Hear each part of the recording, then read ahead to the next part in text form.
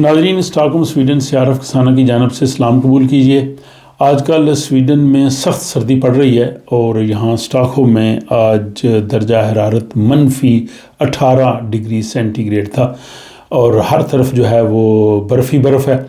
آج کے اس ولاگ میں ہم بات کریں گے کہ برف کے لیے، سنو یا آئس کے لیے سویڈش زبان میں کون کون سے الفاظ استعمال ہوتے ہیں اور مختلف حالتوں کے لیے، جو برف کی حالت ہوتی ہے، مختلف جو موقع ہوتے ہیں ان کے لیے کون سے الفاظ ہوتے ہیں، اور کئی صورتوں میں دو لفظ مل کے جو ہے وہ ایک مرکب لفظ بناتے ہیں اور بعض اوقات وہ محاورے کے طور پہ بھی استعمال ہوتے ہیں۔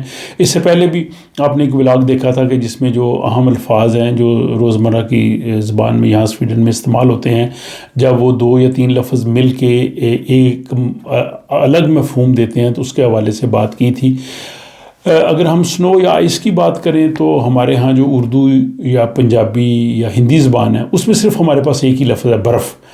وہ سنو کے لیے بھی استعمال ہوتا ہے جب برف باری ہو رہی ہو یا برف پڑی ہو، اور وہ آئس کے لیے بھی استعمال ہوتا ہے، پانی ٹھنڈا کرنے کے لیے بھی۔ تو ہمارے ہاں یعنی اس کے زیادہ الفاظ نہیں ہیں، لیکن آج کے اس ولاگ میں دیکھیں گے کہ سویڈش زبان میں سنو کے لیے، آئس کے لیے بہت زیادہ الفاظ ہیں، اور مختلف جو برف کی حالتیں ہوتی ہیں، صورتیں ہوتی ہیں، ان کے لیے مختلف لفظ جو ہے وہ بولے جاتے ہیں، ان کے لیے ایک لفظ نہیں ہے۔ تو مجھے امید ہے کہ یہ ولاگ اس لحاظ سے بھی فائدہ مند ہوگا کہ آج کل یہاں پہ خبروں میں اگر آپ موسم کا حال سنیں گے یا اخبار پڑھیں گے تو اس میں مختلف الفاظ جو ہے وہ لکھے ہوتے ہیں، یا عام بات چیت میں بھی جو اگر آپ کسی سے بات کریں تو وہ ایسا لفظ بولیں گے تو آدمی کو تھوڑا اندازہ ہو سکے کہ یہ اس کا مطلب کیا ہے، اور تھوڑا سا اس میں جو سویڈش گرامر ہے ان کمپیریزن ٹو ہماری انگلش یا اردو گرامر، تو اس کی بھی میں تھوڑی سی بات کروں گا۔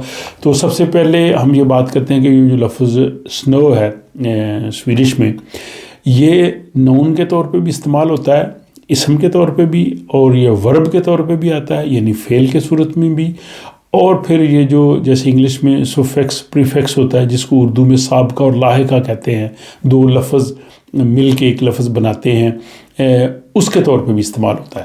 تو پہلے ہم دیکھتے ہیں کہ یہ جو سنو کا لفظ ہے سویڈش زبان میں، یہ نون کے لیے کیسے آتا ہے۔ تو اگر کسی کو کہنا ہو کہ یہ آپ برف کی طرف دیکھیے یا لک ایٹ دا سنو، تو اس کو ہم کہیں گے تھتا پو سنون۔ اب یہاں پہ سنون کا جو لفظ ہے، این جو آخر میں آیا ہے، یہ این اور ایت آپ کو پتہ ہے جو سویڈش زبان میں استعمال ہوتے ہیں، اور میجارٹی جو تقریباً 80% نون ہے ان کے لیے این کا لفظ آتا ہے، اور جب ان کی ڈیفینیٹ فارم آتی ہے، بستمد فارم ہوتی ہے، تو آخر میں وہ این لگ جاتا ہے، تو اس لیے یہاں پہ یہ کہا گیا ہے کہ تھتا پو سنون۔ اب اس کی جو ورب والی جو صورت ہے وہ ہے سنوا، یعنی برف باری ہونا۔ اگر ہم اس کو کہیں گے کہ اب دیکھیے کہ یہ برف باری ہو رہی ہے، تو اس کو ہم کہیں گے تھتا دے سنوار، کہ دیکھیں یہ اب برف پڑ رہی ہے۔ اور اگر اس کو ہم دیکھیں جو سابقہ ہے جس کو انگلش میں پریفکس کہتے ہیں، اردو میں بہت سے الفاظ ایسے بنتے ہیں کہ شروع میں جو ہے وہ ایک لفظ ہوتا ہے اور اس کے ساتھ ملاتے جاتے ہیں، جیسے ان پڑھ، انمول، انجان، یا بادب، با اخلاق، باحیا، اس طرح کے الفاظ آپ نے سنے ہوں گے جن کو ہم سابقہ کہتے ہیں۔ تو سویڈش زبان میں بالکل ایسے ہی ہے کہ سنو کے ساتھ بہت سے دوسرے لفظ ملائے جاتے ہیں جس سے ایک لفظ بن جاتا ہے، جیسے سنو لکھتا، یعنی یہ جو برف میں ایک وہ لالٹین یا لیمپ یا لائٹ جو رکھتے ہیں اس کو سنو لکھتا کہتے ہیں۔ پھر اس میں ہے جناب سنو سکور جو برف کے جوتے ہیں، سنو خد ہے جو برف سے بچانے والی کوئی چیز ہے، سنو ویت یعنی برف کی طرح سفید، سنو بال جو برف کا بنایا ہوا بال، تو یا سنو کھاؤس جب بہت زیادہ سنو ہو جائے، کھاؤس ہو جائے سنو کی وجہ سے۔ تو یہ اس طرح سے یہ یعنی اس کے ساتھ پریفکس کی صورت میں، سابقے کی صورت میں بہت سے الفاظ سنو سے بنتے ہیں۔ اور پھر وہ دوسرا میں نے کہا کہ جیسے وہ سوفکس کہتے ہیں، اردو میں ہم اس کو لاحقہ کہتے ہیں، کہ وہ آخر میں وہ لفظ آتے جاتے ہیں، جیسے عقل مند، دولت مند، احسان مند، آخر میں مند لگتا جاتا ہے۔ اسی طرح سویڈش زبان میں بھی سنو کا لفظ جو ہے وہ آخر میں لگتا جاتا ہے، پہلے دوسرے لفظ ہوتا ہے، جیسے کرام سنو ہے یا بلوت سنو ہے یا نی سنو ہے. تو اس طرح کے الفاظ بھی آپ کو بہت سے سننے کو ملیں گے.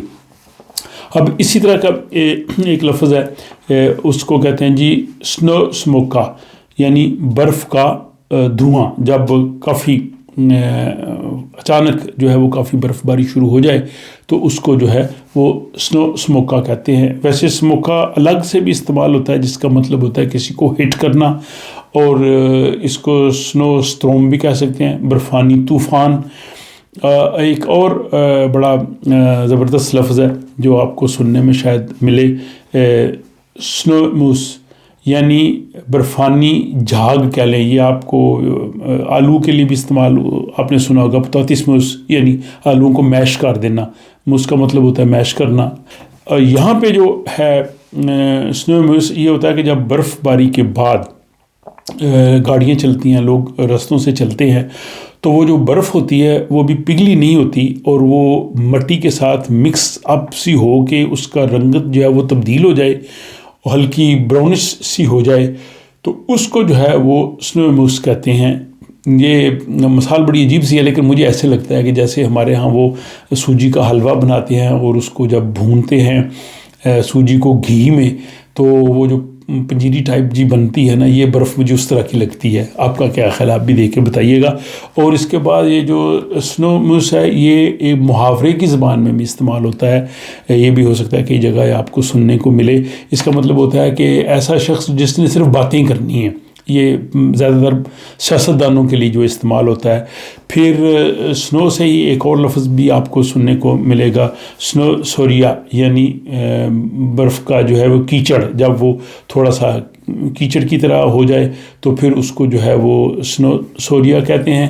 تو یہ جناب الفاظ ہیں جو سنو کے لیے سویڈش زبان میں بہت سے. پھر اسی طرح ایک اور لفظ بھی آپ نے دیکھا ہوگا، سنو گبے، یعنی سنو مین. لوگ جو ہے جب برف کافی ہوتی ہے تو پھر اس طرح سے ایک برف کا باوا سا جو ہے وہ بنا دیتے ہیں. ویسے گبے جو ہے وہ میل کے لیے موسٹلی سویڈش زبان میں آتا ہے. تو یہ جناب ہو گئے برف سے ریلیٹڈ سنو سے. اور اسی طرح ایک لفظ جس کے بھی ساتھ آتا ہے وہ ہے ہالکا.